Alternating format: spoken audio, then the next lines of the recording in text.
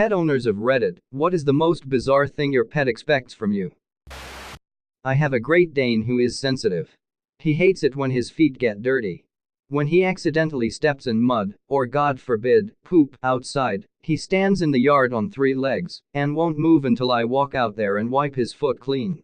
It's vaguely pathetic, but also amusing, so I do it on a routine basis.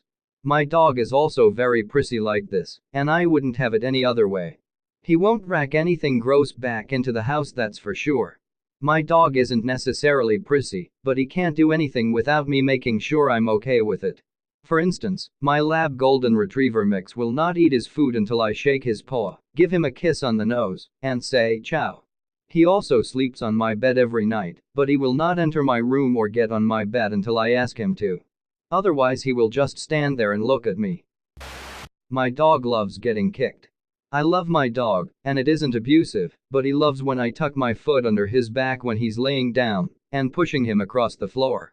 You can tell he wants it when he flops onto your feet and stares at you. My dog is wonderful, but I'm still not too happy that my dog is kinky like that. My dog, 45 pounds, jumps in my lap to sit. If I push her off, she thinks we are play fighting and it's game on. I either have to let her sit there or wrestle with her for 15 minutes. She has discovered a guaranteed way to get playtime. Yep, with a worst case outcome of big time lap snuggles.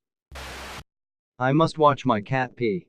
We almost lost him a few years ago to a seriously bad urinary blockage, for real, especially if your cat is indoor, male, and/or overweight. Make sure they get enough water, and he built up scar tissue that made urinating painful. Also, it just sucked for a while because he couldn't.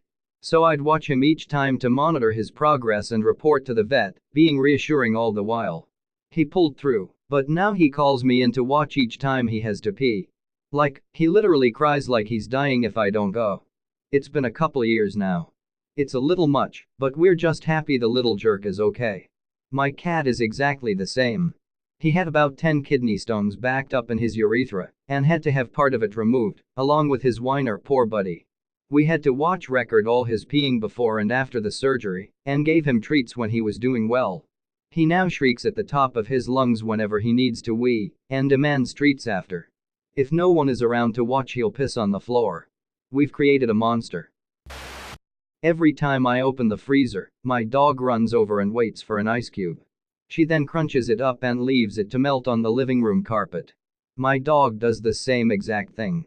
Except he cries for another after crunching the first and half and dropping it. He repeats this until ice is everywhere. When I get home from work, my Labrador likes me to hold her paw whilst I give her a belly scruffle. She also likes us to keep the printer full of paper, as she enjoys bopping the test button on with her nose and watching the paper go through. She's the boss of the house, TBH. I wish my Labrador was that smart, but she's the kind of dog who repeatedly runs into the wall and wonders who hit her on the head. I have a pit lab who is simultaneously smart and stupid. I used to keep him in a fenced-in yard, but he kept getting out. I discovered he was literally climbing a side of the fence that had chain link like he was some kind of mountain climber. I blocked that bit of fence off, and he decides he's going to get out by ramming against the same section of the fence with his head until it breaks and he can crawl through the gap. He could have dug under. The soil is so soft. But no, ramming speed.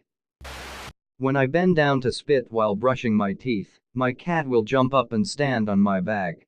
She then expects me to parade her around for the rest of my life, walking with my back at a 90-degree angle so that she can continue to stand upright. If I try to get her off, she clings to the back of my shirt with her claws. It's great. She's great. Everything is great. I have a kitten who, every time I stand at the bathroom sink for whatever reason, will climb my legs and get up onto my shoulder. I am covered in scratches from him slipping and using my skin to grip. Everything is great indeed. My cats expect to join me in the bathroom for my morning shower. One is stationed at the bathroom sink for me to turn on the faucet to drip, and the other sits in between the shower curtain and liner while I'm in there. It hadn't struck me as being an odd routine until my husband, then boyfriend, and I started dating, and he came in during a shower like, "White TF, are you all in here?" I had a bearded dragon who loved to roam around my apartment. But all doors had to be open. My husband noticed that every time I went to use the bathroom and shut the door, she ran from wherever she was and scratched at it until I opened the door. She didn't come in, she just looked around and then ran away. I have a cat who likes to be tucked in at night when I go to bed. She has to sleep with her head on the pillow under my chin with her body tucked in under the blankets. I don't understand what she wants, but one of my rats burrows deep into my clothing until she traps herself and then squeaks like I'm crushing her. Every day. I wonder if she's playing, like maybe she thinks it's hilarious, and when you pull her out she's secretly having a laugh. My cacadial wants me to scratch her but then bites me when I scratch her. Or if I don't scratch her, she'll bite me. BC, I'm not scratching her. Stupid bird. My cat meows loudly in the morning so that I will get up, start the shower and let him drink 3 cupped handfuls of fresh shower water. I regard bending down to let him drink from my hand as part of my morning stretching routine now.